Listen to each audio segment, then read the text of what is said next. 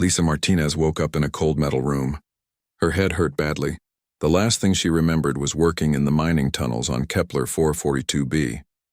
She had been checking the new drill when bright lights filled the tunnel. Then everything went dark.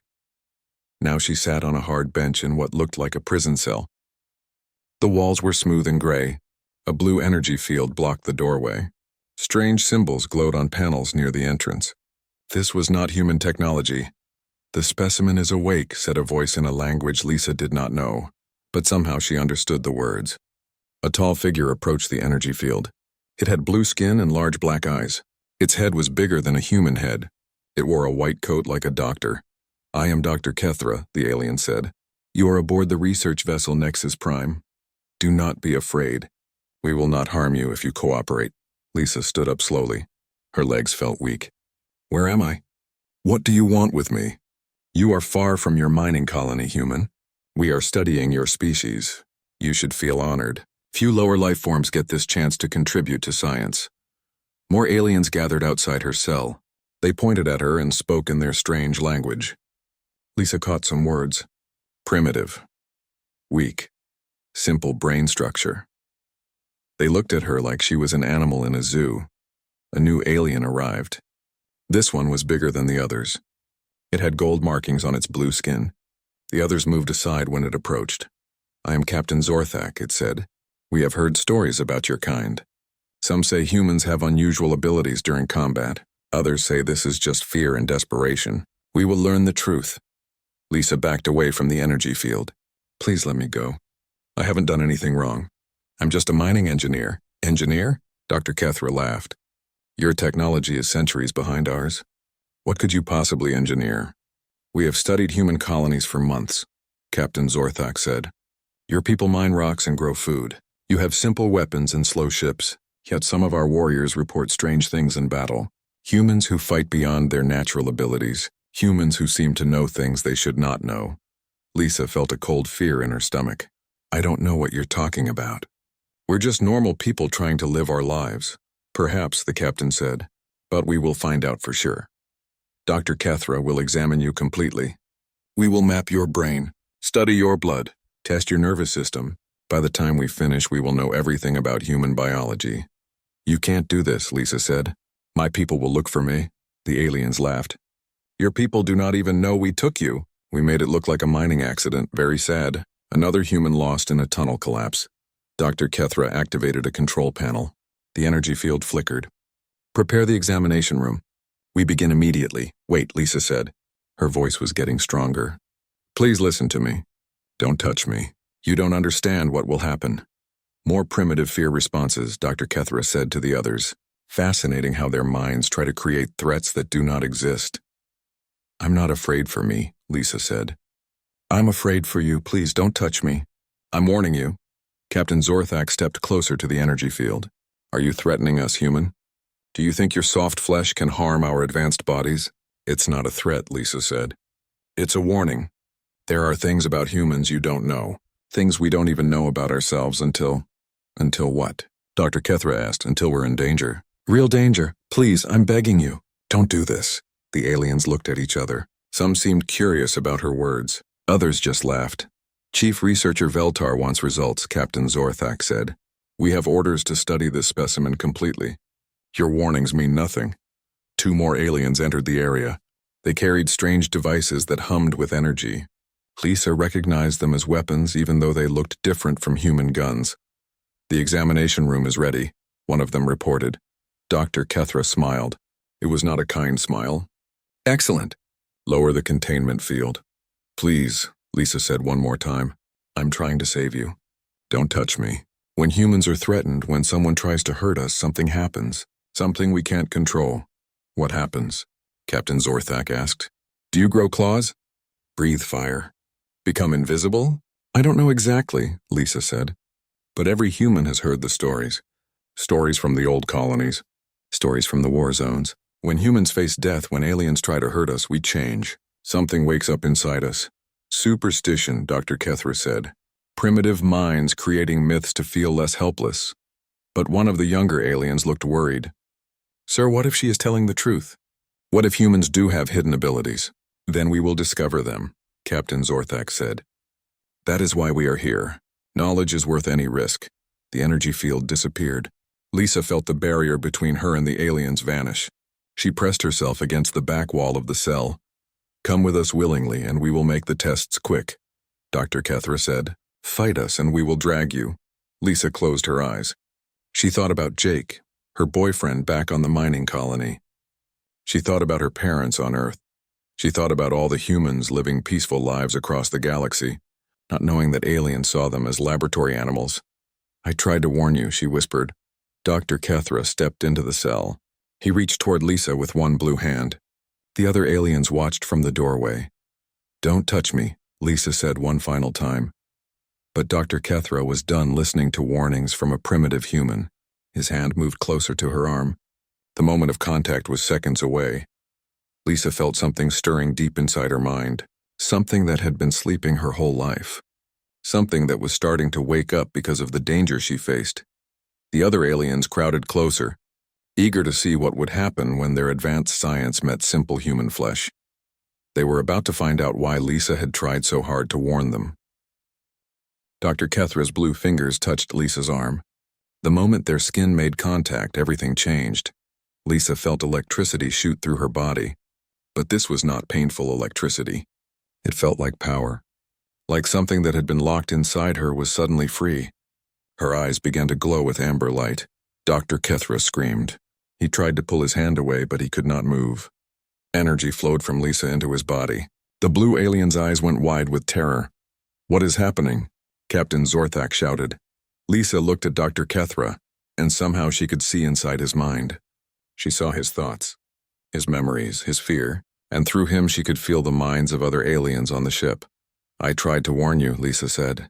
Her voice sounded different now, stronger. But you would not listen. The energy flowing between Lisa and Dr. Kethra grew brighter. The alien doctor's body began to shake. His screams filled the room. Stop this, Captain Zorthak ordered. He raised his weapon. You cannot stop it, Lisa said. It has already started. Dr. Kethra's mind was connected to the ship's computer system. The Zephyrians used bioneural technology, their brains linked directly to their machines. When Lisa's power entered Dr. Kethra's mind, it spread through these connections like fire through dry grass. Across the ship, other aliens began to collapse. In the engine room, 3 Zephyrian engineers fell to the floor, holding their heads. In the bridge, the navigation officer started screaming. The ship's computer networks began to fail as alien minds overloaded. Far away on Kepler 442b, Jake Williams stopped working. He was checking ore samples in the mining lab when a voice spoke in his mind. It was Lisa's voice, but it sounded different, stronger. Jake, the voice said. They took me. The aliens took me. But something is happening. Something is waking up. Jake dropped the ore sample. It shattered on the floor. Lisa, he said out loud. Where are you? Other miners in the lab looked at him strangely. They had not heard the voice. I can see their ship, Lisa's voice continued in his mind. I can see their memories. They think we are weak. They think we are animals. But they are wrong, Jake. We are so much more than they know. Jake ran from the lab. He had to contact someone. But who would believe him? Who would believe that his girlfriend was speaking to him across space with her mind? He remembered Captain Amy Foster. She commanded a human patrol ship that sometimes visited their mining colony. She had always seemed different from other humans, like she knew secrets that others did not. Back on the alien ship, Lisa released Dr. Kethra. The blue alien fell to the floor, his eyes staring at nothing. He was still alive, but his mind was broken. You killed him, Captain Zorthak said. No, Lisa replied. I showed him the truth. I showed him what humans really are. More aliens arrived with bigger weapons. They pointed them at Lisa, but they were afraid to get close. Your weapons cannot stop this, Lisa said. It is already spreading through your ship. Through your minds, through your networks, she was right. The power that had awakened in Lisa was flowing through the ship's bioneural systems. Every alien connected to the network felt it. Their advanced telepathic abilities, which they used to control their technology, became doorways for Lisa's growing power. On the bridge, Chief Researcher Veltar clutched his head in pain. Send a distress signal, he ordered. Tell the Imperial fleet what is happening here. but the communications officer could not respond. He was on the floor, twitching as alien and human thoughts mixed in his mind. "Sir," another officer said, "the human is somehow using our own neural networks against us. She is turning our greatest strength into a weakness." Jake reached the communications center at the mining colony. The night operator was asleep at his desk. Jake shook him awake. "I need to contact Captain Amy Foster," Jake said. "It's an emergency." "The patrol ship?" "They are 3 days away," the operator said. "Send the message anyway. Tell her that Lisa Martinez has been taken by aliens. Tell her that something is happening to Lisa. Something that involves human abilities we did not know we had." The operator looked confused, but he sent the message. Captain Amy Foster received the transmission while her ship traveled through deep space. She read it twice, then called her senior officers to the bridge. "Gentlemen," she said, "it has begun." "What has begun, Captain?" asked Commander Ryan Bell. "The awakening," Captain Foster said. "We always knew this day would come. The day when humans would be forced to reveal what we really are." She activated the ship's emergency systems, set course for the Kepler system, maximum speed, and send coded messages to all human colonies. Tell them to prepare for Phase 1. "Phase 1 of what?" Commander Bell asked. "The day we stop pretending to be weak," Captain Foster said. Back on the alien ship, Lisa walked out of her cell. No one tried to stop her. The aliens who were still conscious backed away in fear. Her eyes still glowed with amber light and energy crackled around her body. "Please," Captain Zorthak said. "We did not know. We thought humans were just another primitive species." "We are not primitive," Lisa said. "We are just careful. We hide what we are until we have no choice." She could feel the minds of aliens throughout the ship. Some were unconscious. Others were going insane as human thoughts mixed with their own. A few were trying to escape in shuttles. "Where are the other humans you captured?" Lisa asked. "What other humans?" Captain Zorthak lied. Lisa looked into his mind. She saw the truth. Deck 7. Holding cells 12 through 18. 6 more humans. 3 children. Her power flared brighter. "You experimented on children." Captain Zorthak felt Lisa's anger like a physical force. It knocked him to the ground. "I will free them," Lisa said. "And then I will decide what to do with your ship." She walked toward the elevator. Aliens scattered before her like leaves before a storm. The ship's lights flickered as her power interfered with the bio-neural systems. In his mind, Jake heard Lisa's voice again. "Tell your people to get ready, Jake. The galaxy is about to learn what humans can do when we stop hiding." The awakening had begun. Lisa moved through the corridors of the alien ship like a force of nature. Her bare feet made no sound on the metal floors, but every step sent ripples of energy through the bio-neural networks. Aliens collapsed as she passed, their minds overwhelmed by the psychic feedback. She found the holding cells on Deck 7. Behind energy barriers, 6 more humans sat in metal rooms just like hers. 3 adults and 3 children, all taken from different colonies. They looked up with hope when they saw her glowing eyes. "Who are you?"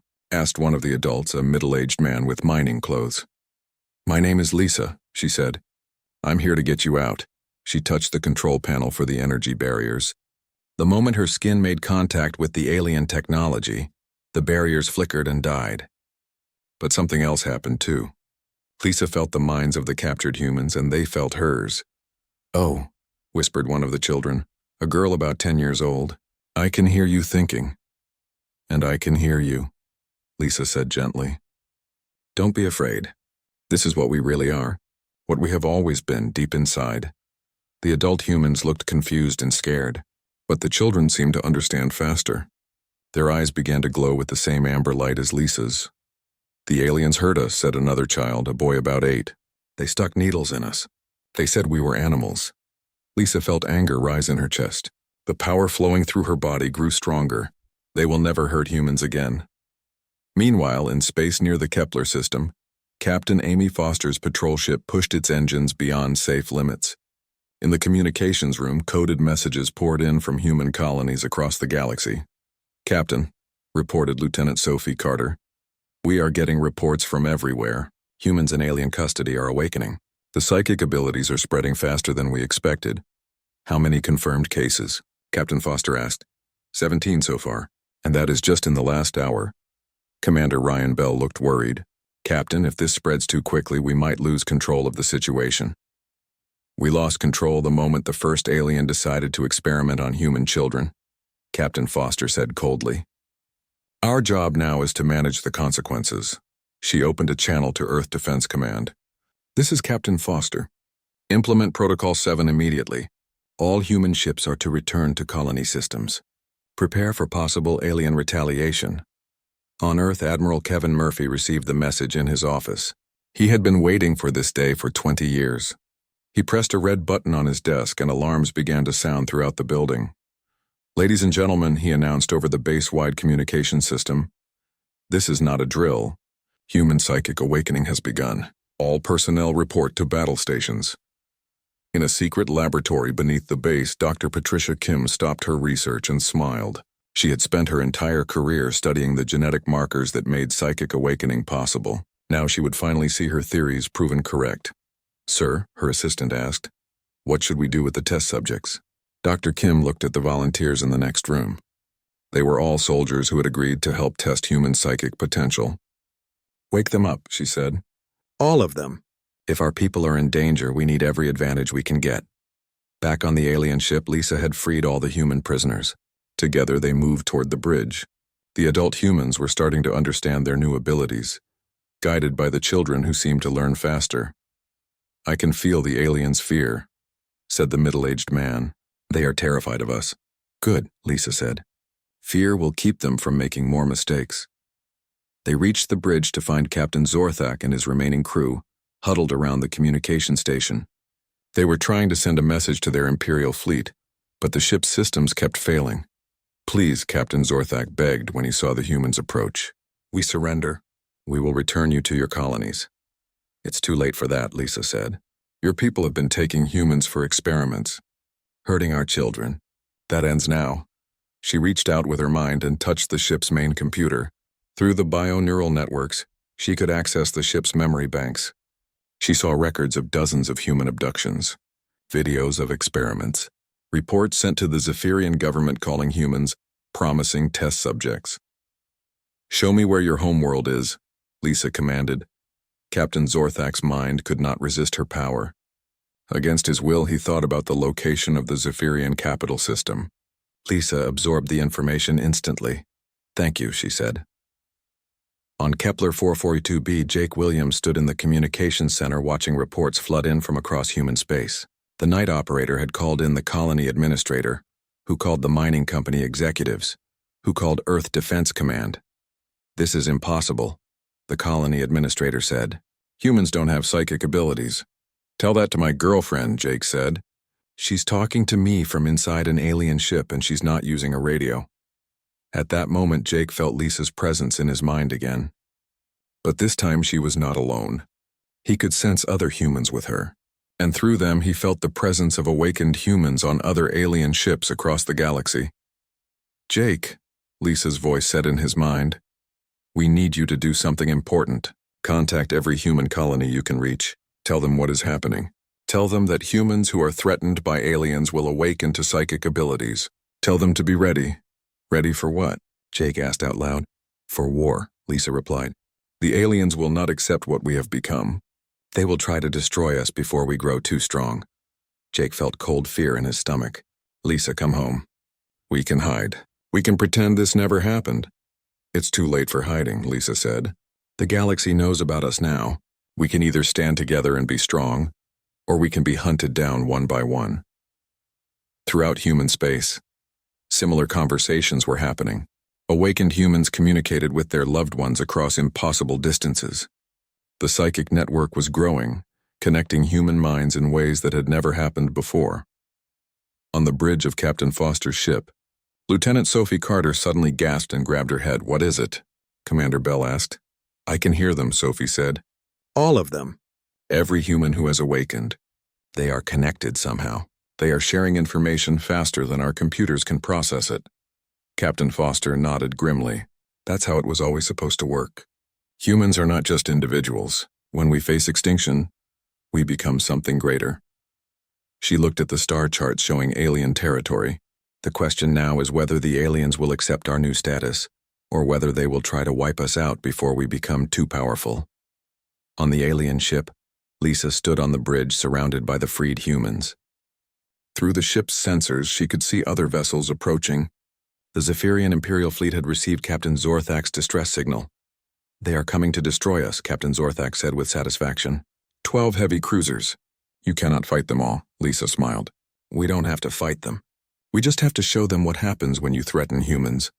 She reached out with her mind, searching for human prisoners on the approaching ships. She found them. Dozens of humans in alien custody throughout the fleet, and with a thought she shared her awakening with them all. Across the Imperial fleet, humans in holding cells suddenly opened glowing amber eyes. The real battle was about to begin.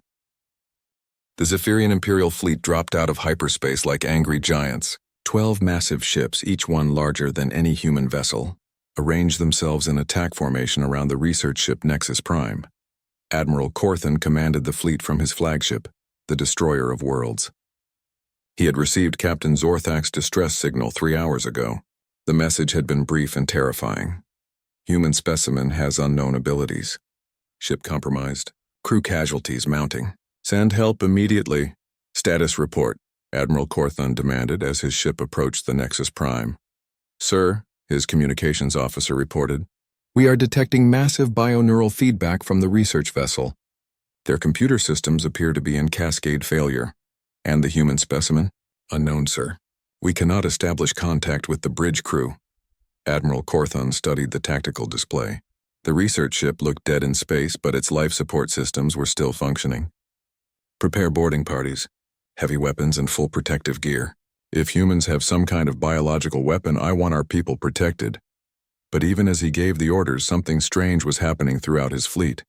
In the holding cells of 11 different ships, human prisoners were opening their eyes. Men, women, and children who had been captured from various colonies across the galaxy suddenly felt Lisa's presence in their minds. On the heavy cruiser Iron Fist, a human woman named Carol Baker sat up in her cell. She had been taken from a farming colony 2 weeks ago. The aliens had run tests on her every day, trying to understand human biology. Now she felt power flowing through her body like electricity. "What's happening to me?" she whispered. "You are awakening," came Lisa's voice in her mind. "We all are.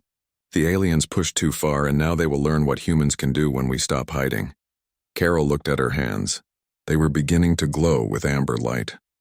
On another ship, the Cosmic Spear, 8-year-old Tommy Chen felt the same awakening.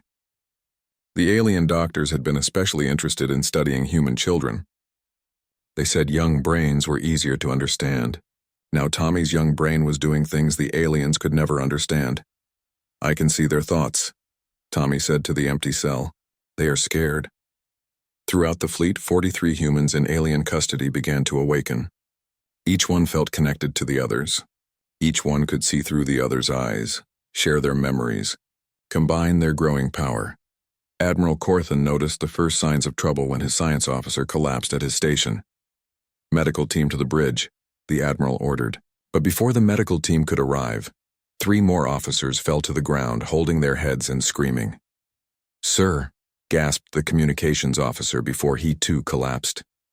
"It's the humans. They are in our bioneural networks." On the research ship Nexus Prime, Lisa felt the awakening spread through the Imperial fleet like fire through a forest. Each new human who awakened made the network stronger. Each new connection gave her access to more alien ships and systems. "They have 43 humans in their fleet," she told the other freed prisoners on the bridge. Children mostly. Scientists wanted to study developing human brains. The 10-year-old girl who had been one of the first to awaken looked angry. "They hurt children?" "Yes," Lisa said. "But they will never hurt human children again." She reached out through the psychic network and touched the minds of every awakened human in the fleet. "Are you ready?" The response came back as one voice, "Yes." What happened next would be talked about in military academies for generations. 43 humans, most of them untrained civilians, brought down an entire Imperial fleet using nothing but their awakened psychic abilities. The humans did not attack the aliens directly. Instead, they used the aliens' own bioneural technology against them. Zephyrian ships were controlled by computers that linked directly to alien brains. When humans entered these networks, they brought chaos and confusion. On the Iron Fist, Carol Baker touched the wall of her cell and sent her consciousness into the ship's computer system. She found the navigation controls and quietly changed the ship's course. The vessel began turning toward one of its own fleetmates. "Admiral," the helmsman reported in confusion. "The Iron Fist is off course. They are not responding to our signals." On the cosmic sphere, young Tommy Chen had discovered something even more interesting. He could not only access the ship's computers, but he could also read the memories stored in them. He found records of every human the Zephyrians had ever captured. Thousands of people, taken for experiments over the past 50 years. "Lisa," Tommy's voice spoke in the network. "They have been taking our people for a long time, much longer than we thought." Lisa felt anger rise in her chest. The power flowing through the network grew stronger, fed by the rage of humans who were learning the truth about alien research. Admiral Corthan watched his fleet fall apart around him. 5 ships had lost navigation control. 3 more were reporting power failures. His own flagship was experiencing cascade failures in every system connected to the bio-neural network. "Cut all connections to the neural interfaces," he ordered. Emergency manual control only, but it was too late. The humans had already spread too far through the networks. Cutting the connections now would leave the ships powerless and drifting. "Sir," his tactical officer reported, "we are receiving a transmission from the Nexus Prime." "Put it on screen," Admiral Corthan said. Lisa's face appeared on the bridge display. Her eyes glowed with amber light, and energy crackled around her body like controlled lightning. "Admiral Corthan," she said, somehow knowing his name. "I am Lisa Martinez. I represent the awakened humans in your fleet. What do you want?" the Admiral asked. "I want you to listen very carefully," Lisa said. "For 50 years your people have been taking humans for experiments. You have hurt our children. You have treated us like animals. That ends today." "You are in no position to make demands," Admiral Corthan said. "You are prisoners on our ships," Lisa smiled. It was not a pleasant smile. "Admiral, look at your tactical display."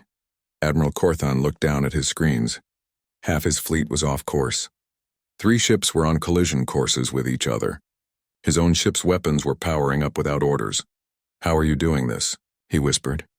"We are doing what humans do when we are threatened," Lisa said. "We are adapting. We are evolving. We are becoming something your people cannot fight." Through the psychic network, every awakened human spoke in unison. "Release all human prisoners. Return them to their colonies. End all experiments on our people. Do this now or face the consequences."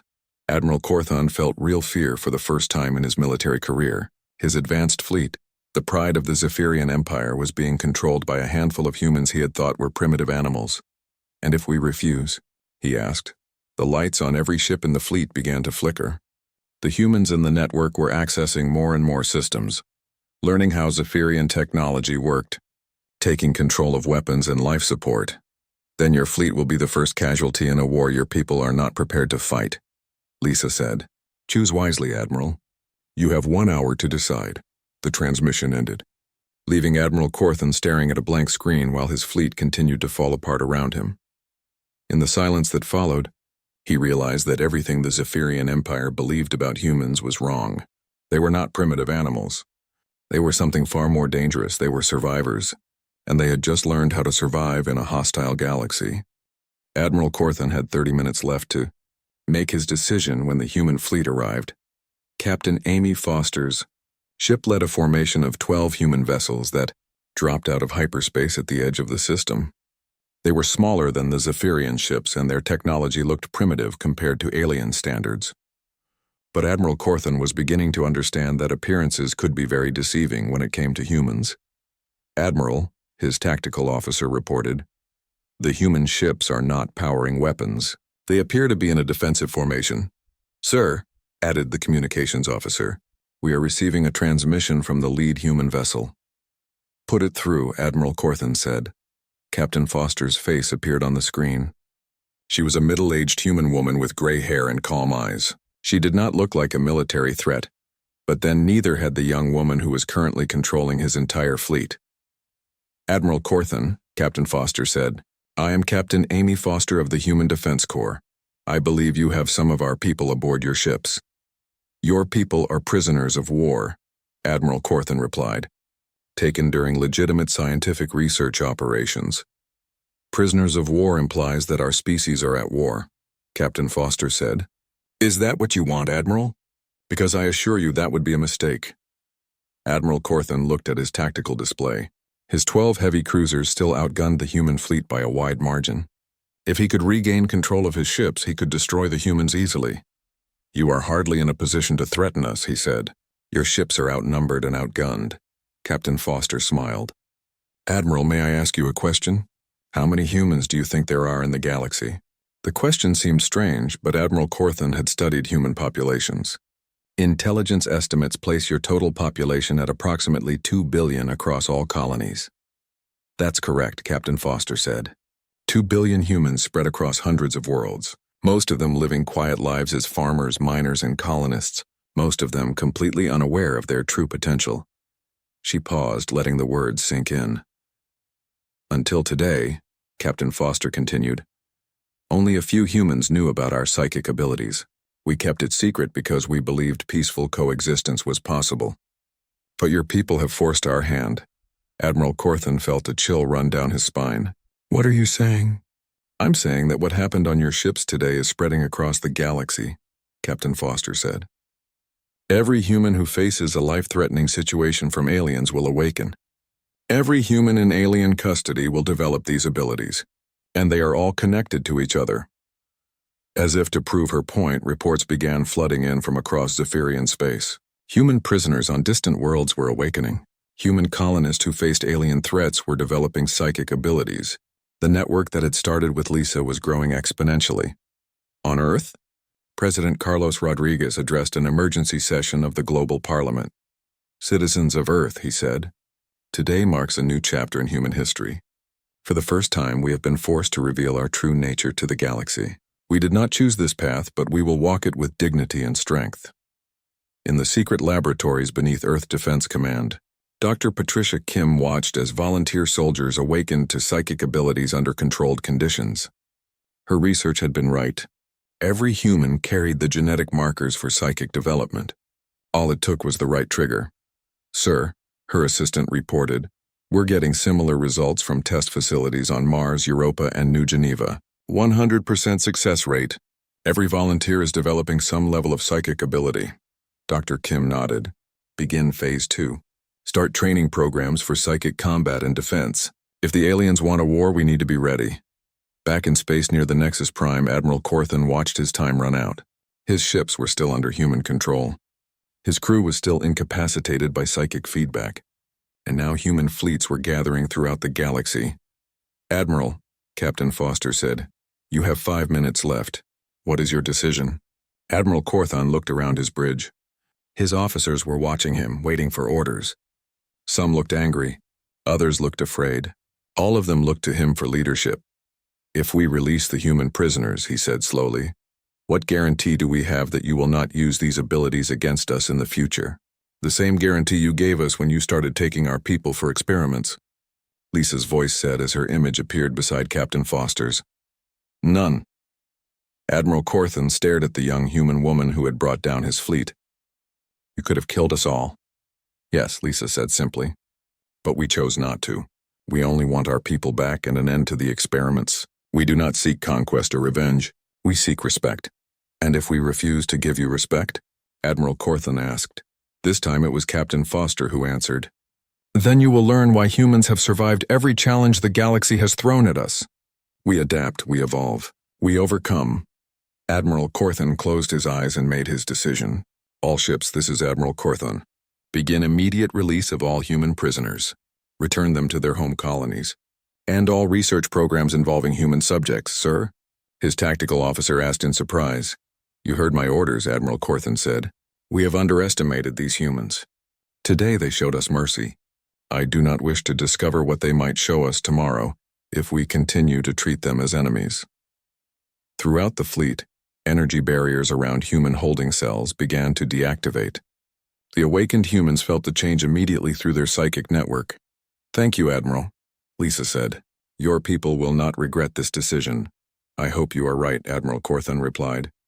6 months later, Ambassador Helen Wright stood before the Galactic Council on the neutral world of Sanctuary Prime. She represented Earth in the first official diplomatic contact between humans and the major alien Civilizations, honored delegates, she said. Humanity comes before this council not as conquerors, but as equals. We have demonstrated that we possess abilities that some of you find threatening. But we use these abilities only in defense of our people and our rights. Director Tony Mitchell of the Human Psychic Defense Corps stood beside her. His presence was a reminder that humans were no longer helpless. We propose a new treaty. Ambassador Wright continued. Recognition of human sovereignty over our colony worlds. An end to all experiments on human subjects, and mutual respect between our species. The alien delegates whispered among themselves. Some were afraid. Others were angry. But all of them understood that the balance of power in the galaxy had changed forever.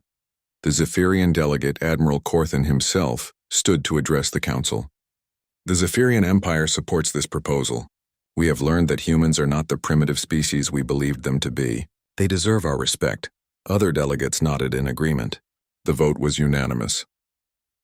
Later that day, Lisa and Jake stood on the observation deck of the Earth Embassy, looking out at the alien city below them. Lisa's eyes no longer glowed with power, but Jake could feel her presence in his mind. Their psychic connection had become permanent, like many human couples after the awakening. Do you think it will last? Jake asked. The peace? For now, Lisa said. But the galaxy is a big place. There will always be someone who sees humans as a threat to be eliminated. And when that happens, Lisa smiled and took his hand. When that happens, they will learn the same lesson the Zephyrians learned. Humans are stronger together than apart, and we will do whatever it takes to protect our own. Across the galaxy, 2 billion humans continued their quiet lives as farmers, miners, and colonists. But now they all carried the knowledge of what they could become if threatened. They were connected to each other in ways no other species could understand. The galaxy had learned to respect humanity, and humanity had learned that sometimes the only way to live in peace is to be too dangerous to attack. The floor of the Nexus Prime had run red with alien blood, that day because someone had refused to listen to a simple warning. Now the entire galaxy understood the meaning of those words. Don't touch me.